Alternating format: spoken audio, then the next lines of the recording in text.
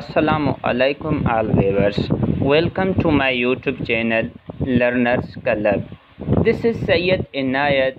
So viewers, today our lectures one of the most important lecture in the Pakistan history. So without time waste किए चलते हैं अपने lecture की तरफ. So today our lectures geostrategic importance. So today we will discuss about geostrategic importance of Pakistan. Pakistan की जियोस्ट्रेटेजिक अहमियत क्या है, आज का हमारा लेक्चर इसी पर है। तो इंट्रोडक्शन सबसे पहले तारुफ करते हैं इस चीज़ का कि जियोस्ट्रेटेजिक क्या है। सबसे पहले जियो मीन्स अर्थ होता है and strategics means the importance of country by virtue of its geographical locations and get geopolitical benefits. So dear, सबसे जो जियो स्ट्रेटेजिक्स का मतलब होता है ना, वो किसी भी मुल्क की उसकी इम्पोर्टेंस अकॉर्डिंग टू इट्स जोग्राफिया महल वकू की वजह से या उसकी जोग्राफिया पॉलिटिकल जो एडवांटेज होते हैं उसकी वजह से उसकी जियोग्राफिकल एडवांटेज जियोग्राफिकल स्ट्रेटेजिक्स इम्पोर्टेंस होती है। ये सबसे इम्पोर्टेंस चीज़ यही है कि जियो स्ट्रेटेजिक्स इम्पोर्टेंस किसी भी मुल्क की दो चीज़ों पर डिपेंड करती है। फर्स्ट ऑफ ऑल जियोपॉलिटिकल्स पर करती है, फर्स्ट जियोपॉलिटिकल्स है, और दूसरा क्या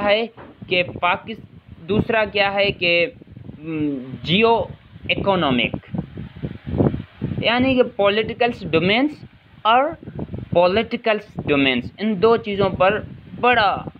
चीज़ों की वजह से जियो स्ट्रेटेजिक्स की किसी भी मुल्क की इम्पोर्टेंस होती है। तो चलिए अब चलते हैं जियो पॉलिटिकल्स डोमेन्स क्या हैं एंड जियो इकोनॉमिक्स डोमेन्स क्या हैं।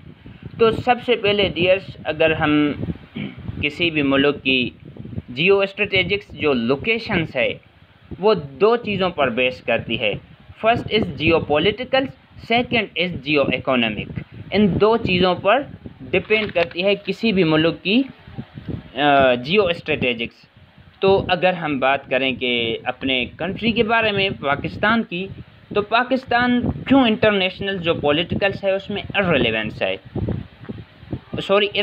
नहीं होता, और क्यों अमेरिका भी इर्रेलेवेंट नहीं होता है इंटरनेशनल पॉलिटिक्स में, और क्यों चाइना इर्रेलेवेंट नहीं होता, इसी तरह से इंडिया भी इर्रेलेवेंट नहीं होता। तो इस चीज़ का नाम ही जियोपॉलिटिकल्स है। तो अगर आप जोग्राफिया का या पॉलिटिकल, यानी कि अगर जोग्राफिया का कोई भी इम्पैक्ट पॉलिटिकल्स पर पड़ता है तो हमें ये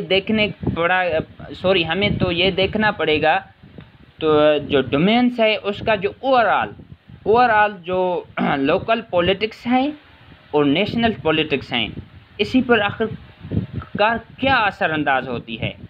तो ये हुआ हमारा जियो पॉलिटिकल्स। अभी हम आते हैं जियो इकोनॉमिक्स। सो डियर, ये दरअसल दूसरा आपकी इकोनॉमिक्स, यानी कि जियो इकोनॉमिक्स देखें आप, किसी भी अगर मेजर्स जो पावर हैं उनको ही ले लें, मेजर्स पावर्स के कंट्रीज़ को ही ले लें आप, तो उनमें आपको यूएसए ले लें आपकी मर्ज़ी, आप चाइना ले लें आपकी मर्ज़ी, एग्जांपल के तौर पर आप आसियान ले लें आपकी मर्ज़ी, क्योंकि ये मेजर्स पावर रखते हैं। इन सारे जो मुल्क हैं इनकी जो बड़ी इकोनॉमिक्स हैं, इनकी आखिरकार क्यों बड़ी इकोनॉमिक्स हैं? क्योंकि ये जो है ना लैंडलॉक्ड स्टेट्स नहीं हैं, इसी वजह से इनकी इकोनॉमिक्स बड़ी है, इंक्रीज़ होती जा रही है दिन ब दिन इनकी इकोनॉमिक्स। तो इनकी जो जोग्राफिया अगर लोकेशंस को हम देखें तो वो इस तरह की है कि इनकी जो बॉर्डर है ना वो सी करता है, यानी कि आपको अगर लैंडलॉक्ड स्टेट्स में कोई भी बड़ी मेजर्स इकोनॉमी नज़र नहीं आएगी लैंडलॉक्ड स्टेट में, क्योंकि लैंडलॉक्ड स्टेट्स जो होती है वो हमेशा मेजर इकोनॉमीज़ होती है, और लैंडलॉक्ड जिनमें नहीं होता है वो मेजर्स पावर रखते हैं और जिनमें होता है तो वो मेजर इकोनॉमी नज़र ही नहीं आती उनमें। तो इसी की वजह से जो जियोग्राफिकल, आप कह सकते हो कि जियोग्राफिकल जो स्ट्रेटजीज़ है वो लॉक्स है, वो उसी को आगे बढ़ने ही नहीं देती उनकी जियोग्राफिया। तो ये कुछ चीज़ें हैं जो पॉलिटिकल हैं, इसी में इररिलेवेंट नहीं होता है। यानी कि नो डाउट कि पाकिस्तान तरक्की नहीं कर रहा, यानी कि हमारे मुल्क में भी इकोनॉमी है, नो डाउट कि हमारा मुल्क पीछे है, उसमें भी इकोनॉमी है, और वो भी स्लोली अपना सफ़र कर रहा है इकोनॉमी के हिसाब से। जितनी अपॉर्चुनिटीज़ होंगी उतनी ही इकोनॉमी को सूटेबल और स्टेबल कर सकेंगे। तो डियर्स, ये थे दो चीज़ें जो मैंने बताया कि geopolitical demands and geoeconomics demands की वजह से ही जियो स्ट्रेटेजिक्स इम्पोर्टेंस किसी भी कंट्री की बढ़ती है, इन्हीं की वजह से बढ़ती है।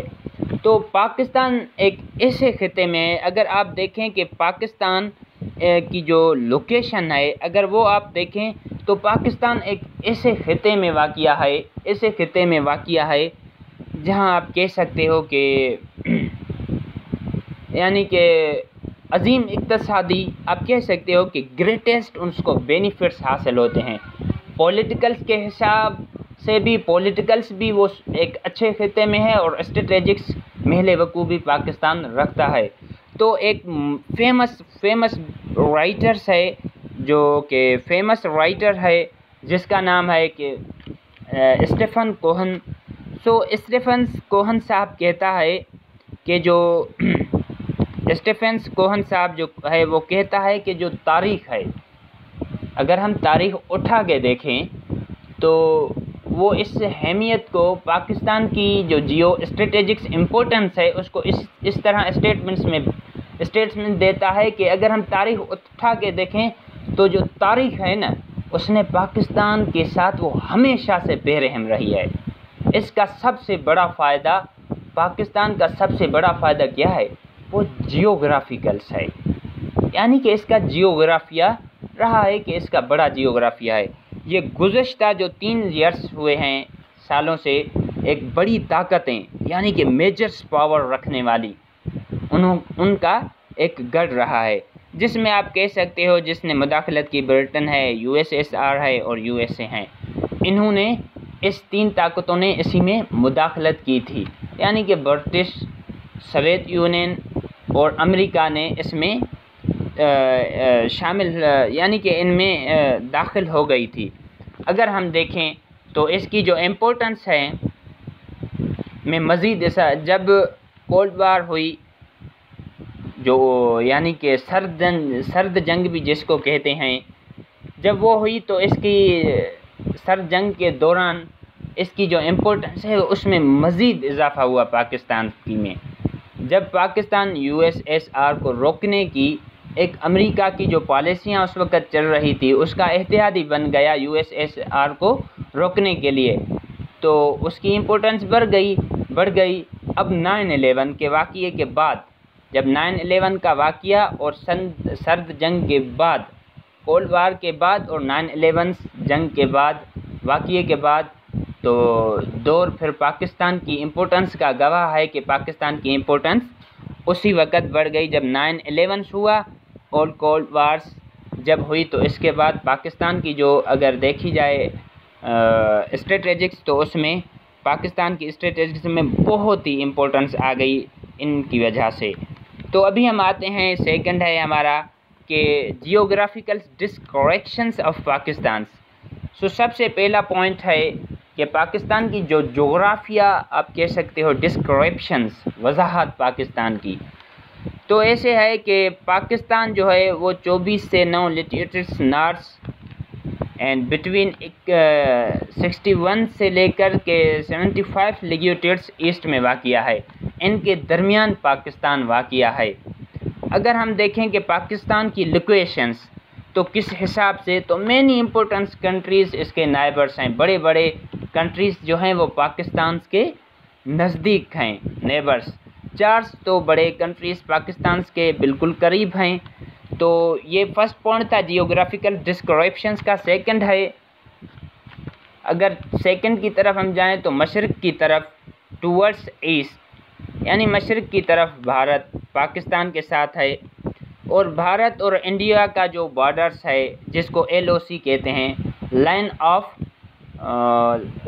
जिसको हम LOC के नाम से जानते हैं, लाइन ऑफ कंट्रोल के नाम से जानते हैं, वो तकरीबन 1650 किलोमीटर लेंथ है पाकिस्तान के साथ। उसकी बॉर्डर है जो कि ईस्ट की साइड हमारा इंडिया वाक़या है, जिस बॉर्डर को LOC कहा जाता है। और वेस्ट की साइड क्या है, अफ़गानिस्तान है। और उसका जो यानी कि उस बाउंड्री को क्या कहते हैं, जो बॉर्डर है उस बॉर्डर को हम कहते हैं कि ड्यूरेंट लाइन। उस बॉर्डर को जो अफ़गानिस्तान के साथ मिलती है उसको ड्यूरेंट लाइन कहते हैं, जिसकी लेंथ 2050 किलोमीटर है। तो फिर हम आते हैं कि सेपरेटेड, यानी कि ऐसे कह सकते हो कि अलग हैं, सेपरेट है ताजिकिस्तान। और नॉर्थ में हमारे नोरोट्रप है जो 27 किलोमीटर का वखान हम उसको कहते हैं, हम उसको क्या कहते हैं, वखान कहते हैं, जो तकरीबन 27 किलोमीटर के दूरी पर वाक़या है पाकिस्तान के साथ। सो फिर इसी तरह से मकरान टू कराची, मकरान से लेकर कराची तक in the south west Iran are located with. फिर ईरान का बॉर्डर जो है वो पाकिस्तान के साथ तकरीबन ईरान का 600 किलोमीटर तवील जुनूबी मगरब में है, और ये मिलता है पाकिस्तान से 600 किलोमीटर। तो फिर जुनूब की तरफ तो 700 बहराए अरब वाक़या है। इसी तरह फिर 3 जो पॉइंट है उसमें ऐसे है कि जो पाकिस्तान है उसकी अगर अहमियत जो है इसलिए भी बढ़ गई है, उसकी इम्पोर्टेंस इसीलिए भी वो इंक्रीज़ हो गई है, बढ़ गई है कि ये खलीज फ़ारस के ज़्यादा तेल पैदा होता है। ये खलीज फ़ारस के 65% से करीब वाक़या है ना, यानी कि खलीज फ़ारस सबसे पहले एक फ़ारस यानी कि करमान और मकरान पर वाक़या होता है। खलीज जो फ़ारस है उसके करीब है 65% से तकरीबन, जहाँ से दुनिया का सबसे ज़्यादा तेल पैदा होता है, कहाँ से, फ़ारस से। सो मशरिक़ जो है, फिर मशरिक़ शुमाल जनूबी में इसी तरह से ज़्यादा तेल इसी वजह से निकलता है। तो अभी हम आते हैं इसको समझते हैं मैप्स को। तो सबसे पहले ईस्ट में जो हैं, ईस्ट में तो इंडिया है पाकिस्तान के, जिसका तकरीबन 1912 किलोमीटर पाकिस्तान से इस बाउंड्री की यानी लेंथ है, और जिसको LOC के नाम से जाना जाता है। और नॉर्थ में क्या है, चाइना है।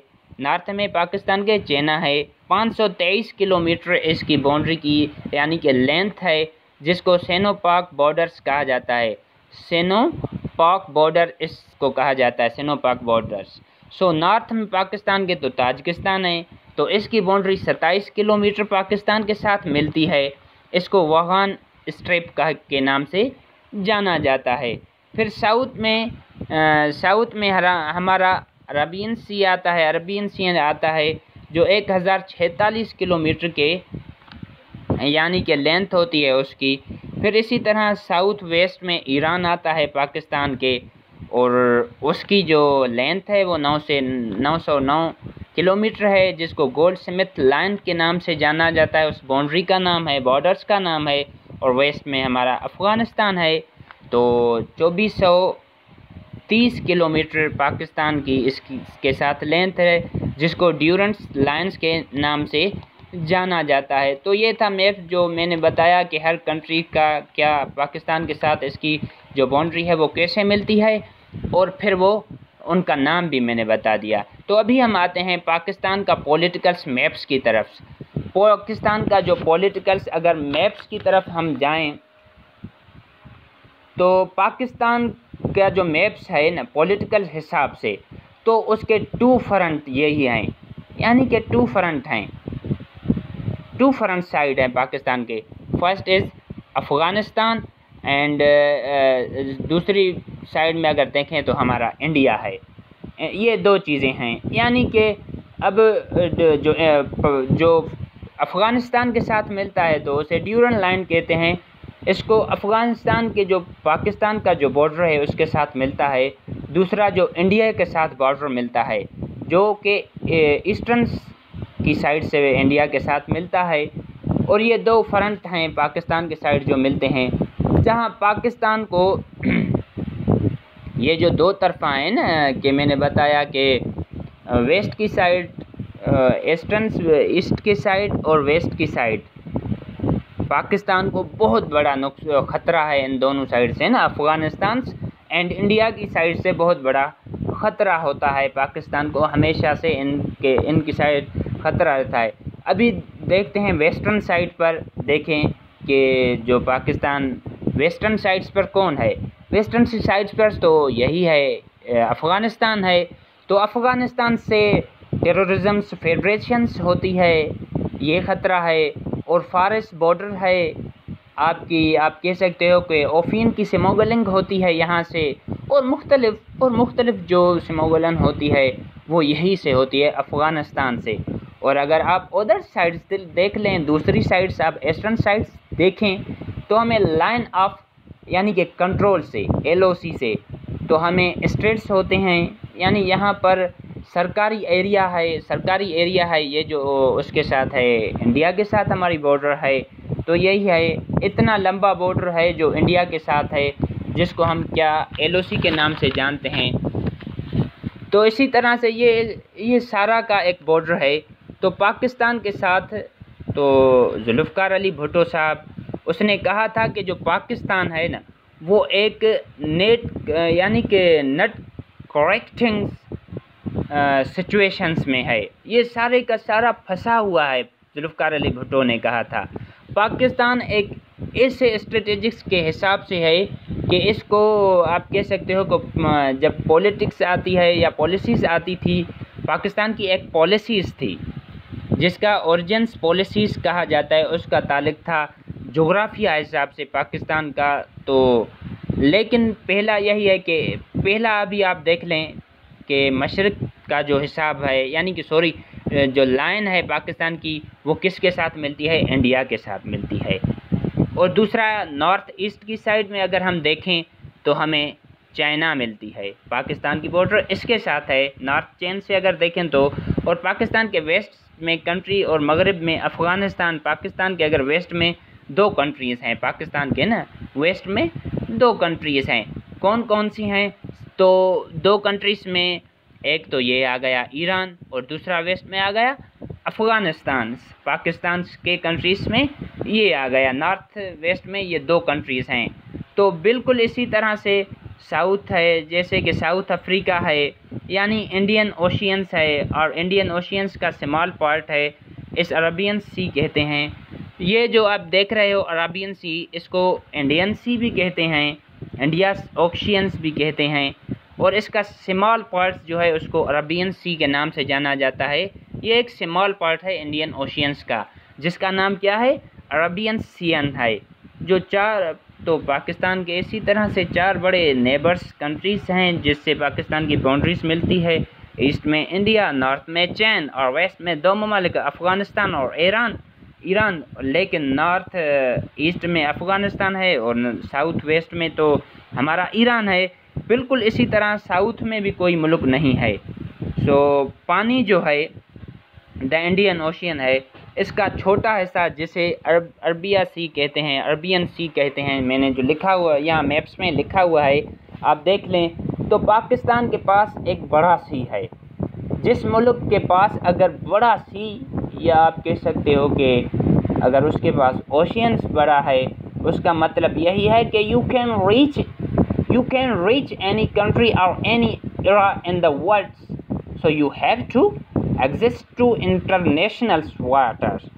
सो आप यहाँ से जाएं, अमेरिका जाएं, अगर आप यहाँ से जाएं या अमेरिका जाएं या यूरोप, अफ्रीका या साउथ जाएं, तो इसी तरह से तो शुक्र है कि हम लैंडलॉक नहीं हैं, हमारे पास समंदर है और समंदर की वजह से इम्पोर्टेंस है। और 3 हमारे फेमस सी पोर्ट्स हैं जिसको मैं आगे जाकर इन डिटेल्स में आपको वो सी पोर्ट्स के बारे में बताऊंगा।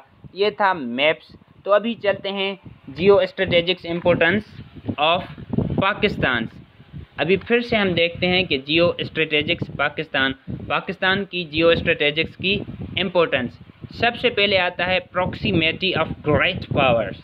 सो अजीम ताकतों की जो कुर्बत है, उनकी जो नज़दीकियत है, उनके साथ जो हमारे रिलेशनशिप हैं, हम उनके साथ जो बॉन्ड हैं, तो पाकिस्तान बड़ी ताकतों के संगम में वाक़िया है, उनके घेरे में वाक़िया है। इसके जो नेबर्स कंट्रीज़ हैं उसके तौर पर एक अजीम ताकतें जैसे रूस, चीन है। इसी तरह एक और उभरी हुई, आप कह सकते हो उभरती हुई आलमी ताकत भारत भी है, जो पाकिस्तान के साथ एक उसकी वसी और तवील एक बाउंड्रीज़ पाकिस्तान के साथ मिलती है। तो इसी तरह से पाकिस्तान ने 9/11 जो था के वाक़ये के बाद इस अंसर को इस्तेमाल किया, क्योंकि इस खुतबे में अमरीकी दिलचस्पी बढ़ गई थी कि पाकिस्तान के इस खिते में वो दिलचस्पी कर लें। 9/11 तो अफ़गानिस्तान और उसके दरमियान हुआ था। तो अभी आते हैं सेकंड पर, पॉलिटिकल इम्पोर्टेंस ऑफ पाकिस्तान की सियासी अहमियत। तो पाकिस्तान के जो नेबर्स कंट्रीज़ हैं जैसे भारत, चीन, रूस, ईरान, अफ़गानिस्तान हैं, इन ममालिक ने, इन कंट्रीज़ ने पाकिस्तान की जो इम्पोर्टेंस है उसको बढ़ा दिया है, क्योंकि ये आलमी पावर्स रखते हैं। इस खिते में जो अमरीकी एडवांटेज हैं उसमें इजाफा हुआ, क्योंकि वो बढ़ते हुए जो चीन था और एटमी ईरान पर काबू पाना चाहती थी। ईरान यानी कि क्योंकि वो बढ़ते हुए चीन और एटमी ईरान यहाँ पर आकर, जो चीन उस वक़्त उसके साथ कॉम्पिटिशन्स के मैदान में उतरा हुआ है, तो वो उस पर काबू पाना चाहती थी, ईरान पर भी काबू पाना चाहती थी। और अमरीकी अफवाज भी अफ़गानिस्तान में दहशतगर्दों के ख़िलाफ़ यानी कि गर्म थी। अमेरिका भी फिर अफ़गानिस्तान में दहशतगर्दों के ख़िलाफ़, क्योंकि टेररिज़म से अफ़गानिस्तान से ही आते हैं, तो इसीलिए मैंने कहा कि वेस्ट साइड से पाकिस्तान को ख़तरा है टेररिज़म फेडरेशंस के हिसाब से भी। तो अमेरिका भारत की जो मार्केट है, अमेरिका क्या करता है, जो भारत की जो मार्केट है, इंडिया की जो मार्केट है, उस पर भी ये कब्ज़ा करना चाहता है ना। जो तकरीबन अगर आप देख लें तो वो 1.25 बिलियन से ज़्यादा यानी पॉपुलेशंस की मार्केट है, उस पर भी अमेरिका कब्ज़ा करना चाहता है।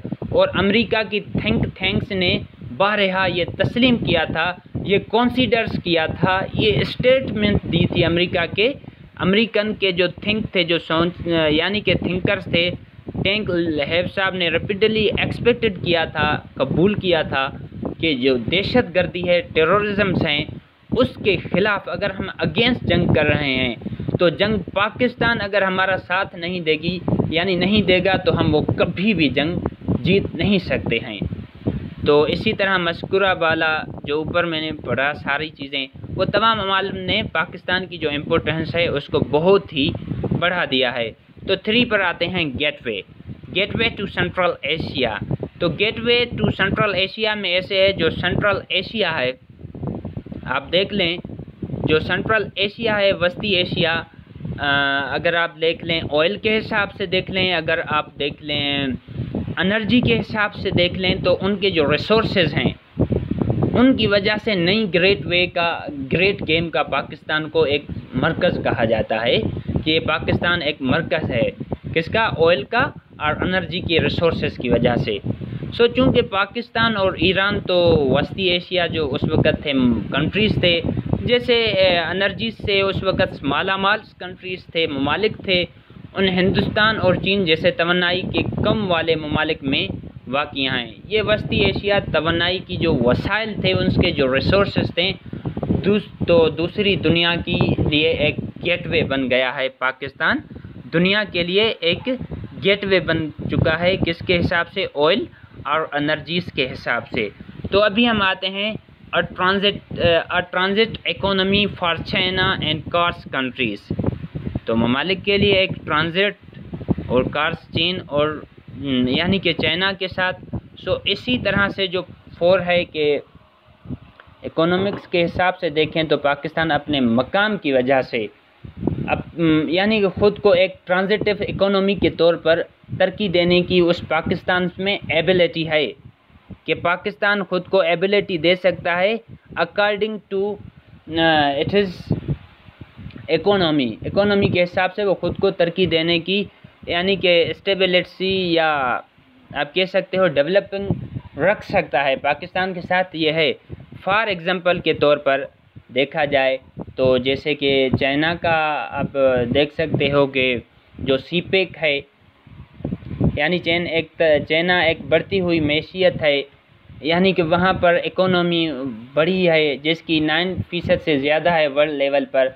और ये सनकैंग शरानुमा जैसे तरक्की याफ्ता सूबों में अपने जुनूबी जो हिस्से हैं, यानी कि 45 किलोमीटर्स अवे चाइना का एक सी पोर्ट्स है, जहाँ से अगर वो जाता है तो उसको 45 किलोमीटर वो पोर्ट्स पर बंदरगाह पर बीजिंग से 45 किलोमीटर चाइना का सफ़र है। अगर वो चाइना पाकिस्तान के थ्रू गवादर से जाता है तो वो 25 किलोमीटर है पाकिस्तान का, यानी कितने किलोमीटर्स है वो 25 किलोमीटर है उसके लिए, चाइना के लिए। तो इसी वजह से सीपेक का मंसूबा पाकिस्तान के लिए बनाया गया है।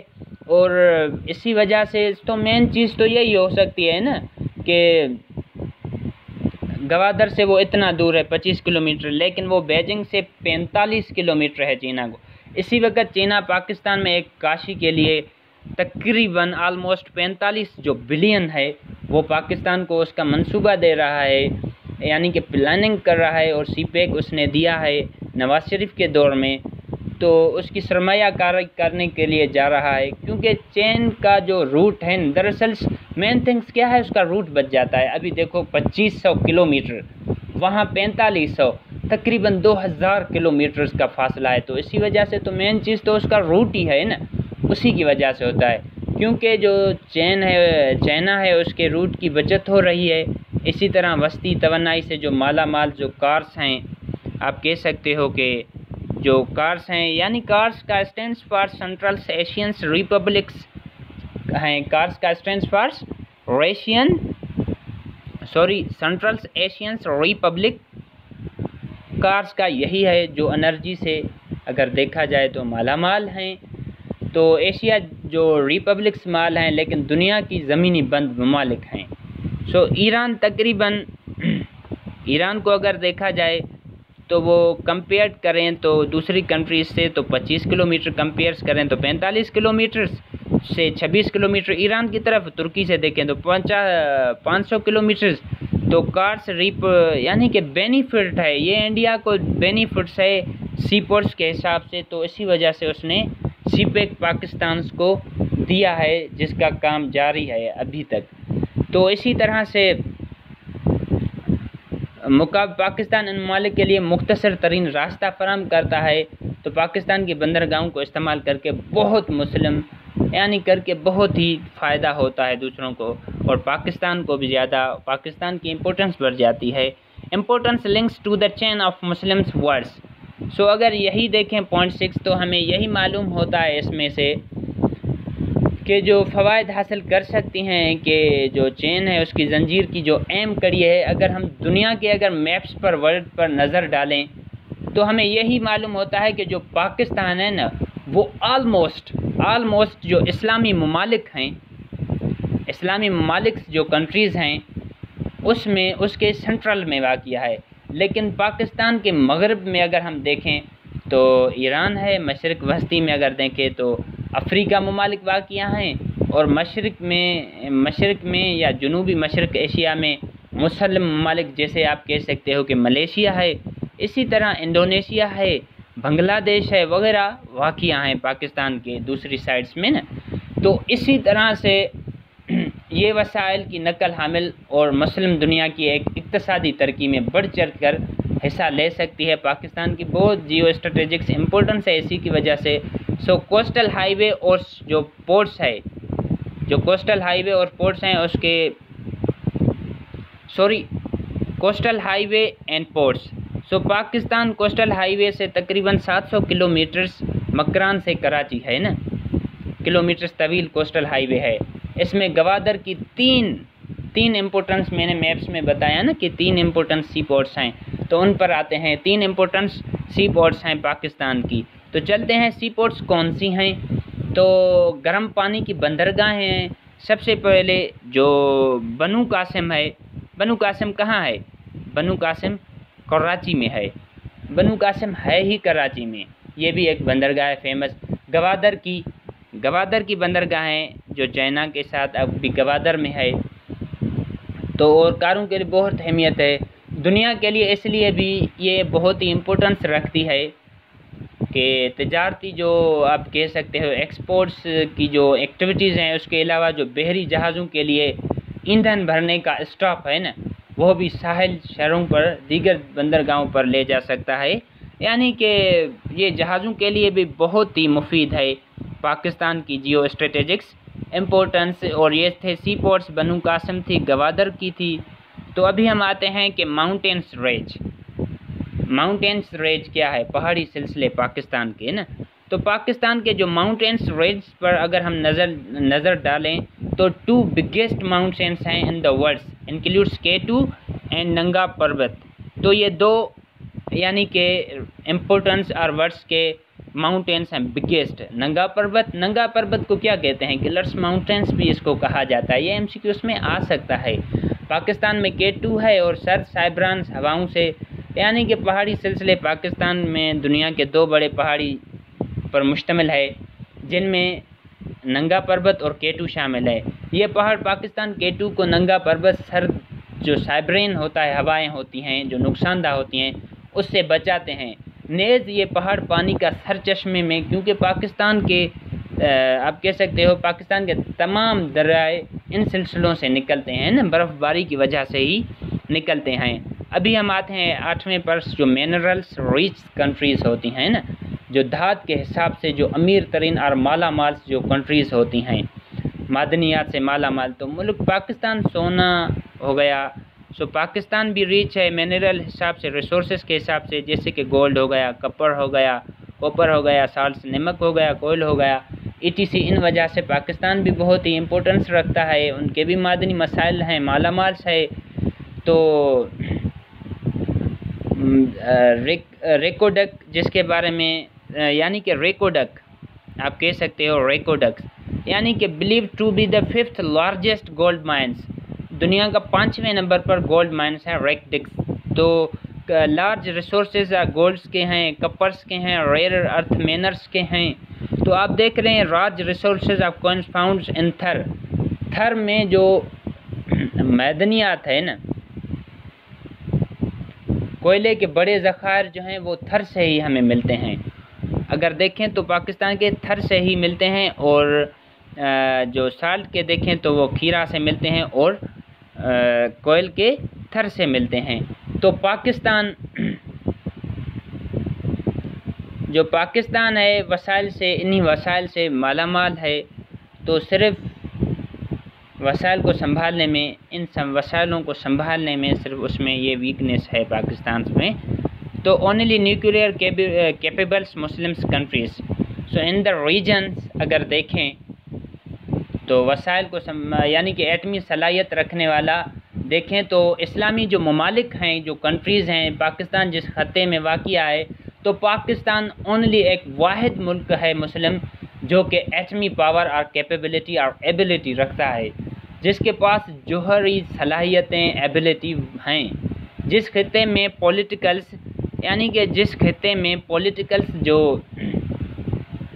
और समाजी व इक़्तिसादी जो एक्टिविटीज़ हैं, उन खत्ते में जमूद को बरकरार रखने पर बहुत ज़्यादा असर रसूख रखती हैं। तो पाकिस्तान अगर देखा जाए तो मुस्लिम ममालिक में बहुत ही इम्पोर्टेंस रखता है। अभी आते हैं geostrategics inertia, why Pakistan is not getting benefits from its locations. अभी अगर हम देखें जियो स्ट्रेटेजिक्स, सबसे पहले जियो स्ट्रेटेजिक्स का जुड़ता तो पाकिस्तान को अपने महल वकू से आखिरकार क्या फ़ायदा, why Pakistan is not getting benefit from its locations, Pakistan को अपने महल वकू से फ़ायदा क्यों नहीं मिल रहा। तो सबसे पहले टेररिज़म्स जो दहशतगर्दी है, पाकिस्तान की जानिब से जो स्ट्रेटेजिक्स मकाम है ना, उसको एडवांटेज हासिल करने की राह में दहशतगर्दी जो है ना सबसे बड़ा एक ऑब्स्टिकल है, रुकावट है। इसी की वजह से कोई भी मुल्क पाकिस्तान में सरमायाकारी या कोई भी अपनी यानी पाकिस्तान के साथ लेन देन नहीं रखना चाहता है। Terrorism is the biggest obstacles in the Pakistan. So second is Balochistan issue, जो कि प्रोविंसेस है बलूचिस्तान का, जो प्रॉब्लम्स है बलूचिस्तान में पीस नहीं है ना, यानी अमन व अमान की ख़राबी है। वहाँ पर बम धमाके होते हैं, अदम इस्तेकाम होता है, वहाँ पर तहरीकी आप कह सकते हो कि तहरीकी या प्रोपेगेंडा होता रहता है। वहाँ पर आज़ादी की वजह से कोई भी सरमायाकार बलूचिस्तान में ज़्यादा ख़तरे वाले इलाके में सरमायाकारी करने को भी तैयार नहीं है। तो बिल्कुल बलूचिस्तान को अगर आप अभी भी देख लें बलूचिस्तान को, तो अदर्स जो प्रोविंस हैं पाकिस्तान के वो भी डरते हैं। बलूचिस्तान कहते हैं कि ख़तरनाक एक एरिया है, तो दूसरे कंट्रीज़ क्या करेंगे हमारे साथ, यानी कि लेन देन करेंगे ना। तो इसी वजह से तीसरा हमारा आता है कि इंडिया एज अ फैक्टर। तीसरे में ऐसे है कि जो हिंदुस्तान एक अंसर के तौर पर, यानी कि हिंदुस्तान पाकिस्तान का सबसे बड़ा दुश्मन है। तो ये शुरू से मेरे अगर आप लेक्चर देखते आ रहे हैं या वैसे भी आप लोगों के नॉलेज में है कि भारत कभी भी पाकिस्तान का दोस्त नहीं बन सकता, तो वो हिंदुस्तान पाकिस्तान का सबसे पुराना और बड़ा दुश्मन है। तो इसी तरह से वो हमेशा पाकिस्तान के ख़िलाफ़ कोई ना कोई प्रोपेगेंडा करता रहता है। कौन? हिंदुस्तान। तो इसी तरह बलूचिस्तान के मामले में जैसे आप कह सकते हो Indian intelligence agency is also involved, यानी कि जो भारतीय खुफिया एजेंसी है वो भी बलूचिस्तान में मुलविस हैं। तो भारत और पाकिस्तान पहले ही 3 जंगें लड़ चुके हैं, शुरू से ही वो लड़ चुके हैं। ये दुश्मनी पाकिस्तान के अपने मकाम से एडवांटेज अचीव करने की राह में सबसे बड़ी रुकावट पैदा हो गई थी इंडियन की ना। तो फोर्थ है ट्रेड सैंक्शंस। जो ट्रेड सैंक्शंस है, फॉर एग्ज़ाम्पल के जो आप कह सकते हो कि ईरान पर तजारती जो पाबंदियां हैं, जोहरी प्रोग्राम से तर्क करना, उनको छोड़ देना, उनकी इनकार की वजह से ईरान पर पाबंदियां भी हुई, बैन भी लगाए गए। और ईरान पाकिस्तान भारत केस जो हुआ, पाइपलाइन मंसूबे की तकमील में भी बहुत बड़े ऑब्स्टिकल आए। तो फिर हम आते हैं एनर्जी क्रिस्टेस। सो तवानाई का बहरान, पाकिस्तान इस वक्त भी दौर के यानी कि शदीद तरीन एनर्जी के बहरान का सामना कर रहा है, उनका फेस टू फेस मुकाबला कर रहा है। पाकिस्तान के अपने महल वकू के फ़वाइद अगर देखें, एडवांटेज हासिल करने की राह में एक बड़ी रुकावट और ऑब्स्टिकल है। तो 8वां है पॉलिटिकल इंस्टेबिलिटी, यानी कि सियासी अदम इस्तेकाम को अगर देखें तो एक तरफ तो हुकूमत की बार बार तब्दीली होती है और दूसरी तरफ मार्शल लॉ का नाफिज हो जाता है पाकिस्तान में। इसके स्ट्रेटेजिक्स मकाम के फ़वाइद हासिल करने से महरूम कर दिया गया है। तो यही थे जियो स्ट्रेटेजिक्स जो इनर्शियाज, यानी कि why Pakistan is not getting benefit from its locations. तो अभी हम आते हैं कि वाई फॉरवर्ड्स रोमेंडियंस, आप कह सकते हो वे फॉरवर्ड्स और रिकमेंडेशन, सिफारिश, हाउ टू रेप बेनिफिट्स, कैसे हम बेनिफिट्स कर सकते हैं। सबसे पहले टेररिज्म को कंट्रोल करना चाहिए। टेररिज्म को कैसे कंट्रोल करना चाहिए? सबसे पहले अगर हम ये टेररिज्म को कंट्रोल करना सीख गए तो समझो बेनिफिट पाकिस्तान के लिए स्टार्ट हो गई। तो टेररिज्म जो अफ़गानिस्तान के साथ भी मैंने बताया कि ख़तरा होता है पाकिस्तान को। दूसरी चीज़, focus on technology and improvement and research and development, यानी पाकिस्तान न्यू टेक्नोलॉजी जो आ रही है उस पर फोकस करे और ख़ुद में यानी कि डेवलपमेंट करे और रिसर्च करे। रिसर्च ज़्यादा चीज़ें करेगी तो पाकिस्तान के साथ पाकिस्तान को एक टेक्नोलॉजी होगी, यानी कि अमेरिका टेक्नोलॉजी के हिसाब से देखो कितना हाई लेवल्स पर है। तो इसी तरह से पाकिस्तान उस पर फोकस करे तो फिर भी पाकिस्तान किसी जगह पर बेनिफिट्स पैदा होंगे पाकिस्तान के लिए। थर्ड आता है कि इकोनॉमिक्स और पॉलिटिकल और social stability and growth. Economics को देखे, उस पर फोकस करे और पॉलिटिकल्स को अच्छी तरीके से चलाए और सोशल जो स्टेबिलिटी है और ग्रोथ है जो दिन ब दिन उसको मेंटेन रखे। सो 4 है फोकस ऑन एजुकेशन। सबसे पहले भी मैंने देखा कि फोकस, यानी कि जब सर सैयद अहमद ख़ान ने भी पाकिस्तान को यानी कि मुस्लिम को यही कहा था कि आप किसी चीज़ पर यानी कि पॉलिटिक्स में हिस्सा नहीं लें, सबसे पहले फोकस ऑन द एजुकेशन। तो यहीं पर भी यही है कि फोकस ऑन द एजुकेशन। एक अंग्रेज़ ने क्या खूब कहा था ना कि अगर आप किसी भी कौम को गिराना चाहते हैं और सबसे पहले उसका तालीमी जो मयार है वो गिरा दें, वो कौम खुद ब खुद मिट जाएगी इस दुनिया में जैसे वो थी ही नहीं। यानी कि सबसे इम्पोर्टेंट चीज़ है कि फोकस ऑन एजुकेशन पाकिस्तान की ना। तो रेजोल्यूशंस ऑफ कश्मीर इशू, तो कश्मीर का जो इशू चल रहा है उसको हल किया जाए, उसके लिए कोई यानी कि पॉलिसीज़ बनाई जाए, उसके लिए मीटिंगें बनाई जाएं, उसको हल किया जाए कश्मीर के इशू को, फिर भी पाकिस्तान आगे बढ़ सकता है। इंश्योर इंटरनल प्रोविंशियल्स जो हारमनी है और कोऑपरेशन है, पाकिस्तान का खुद के साथ जो यानी कि हारमोनी है और तावन है दूसरे प्रोविंसेस के साथ, तो वो बेहतर होने चाहिए। 7 है पॉजिटिव रोल ऑफ मीडिया, जो आजकल मीडिया का रोल चल रहा है तो वो रोल यानी कि अभी देखो कि आप देखें कि उसमें यानी कि बराबर होना चाहिए, क्लियरिटी होनी चाहिए पाकिस्तान की मीडिया में, वन साइड फेवर कभी भी नहीं होनी चाहिए। मीडिया जब रोल प्ले अच्छा करेगी, सही रोल प्ले करेगी, तो फिर पाकिस्तान के लिए बेनिफिट निकल सकते हैं। तो इसी तरह से get rate of energy crisis, जो एनर्जी का बहरान है तो उस पर फोकस करे पाकिस्तान, जो बहरान है उस पर फोकस करे। तो इसी तरह से पाकिस्तान एक यानी कि अपर लेवल पर जा सकता है। यही थी रिकमेंडेशन, सिफारिशात जो हाउ टू रैप, तो जो मैंने बता दी। सो डियर्स, आज का मेरा लेक्चर्स यही था, तो बहुत ही इम्पोर्टेंट लेक्चर्स था। तो आप लोगों से इल्तिजा की जाती है हमारे चैनल को सब्सक्राइब करें एंड लाइक करें, शेयर करें एंड कमेंट करें। So dears, thanks for you watching my channels. So अल्लाह हाफिज़। आज इसी लेक्चर्स पर मैं अपने इसी टॉपिक पर मैं अपने लेक्चर का अख्तिताम करता हूँ। सो अल्लाह हाफिज़।